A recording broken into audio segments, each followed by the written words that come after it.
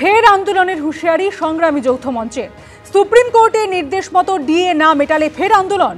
27 June পর্যন্ত দেখব, না হলে নবান্নমুখী আন্দোলন। হুঁশিয়ারি সংগ্রামী যৌথ মঞ্চের আহ্বায়ক ভাস্কর ঘোষের।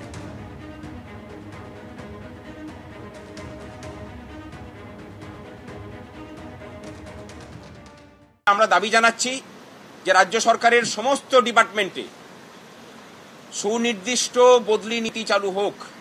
সরকার যদি কোনো ধরনের বিভেদ নীতি নিয়ে এক শ্রেণীর কর্মচারীকে এই 25% দিল, বাকিদেরকে দিলেন না, এরকম যদি করেন, তাহলে আপনাদের মাধ্যমে সমস্ত কর্মচারী সংগঠনের কাছে আমাদের অনুরোধ যে আর বিভেদ করে নয়, একযোগে আমরা পথে নামি চলুন।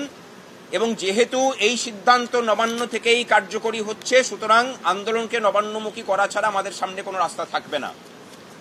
আমরা তখন আরও বিষয়কে সংযুক্ত করে সেই অভিমুখেই আমাদের আন্দোলনকে পরিচালিত করব। আমরা 27 তারিখ পর্যন্ত দেখে নিতে চাই যে সরকার কি পদক্ষেপ নিচ্ছে।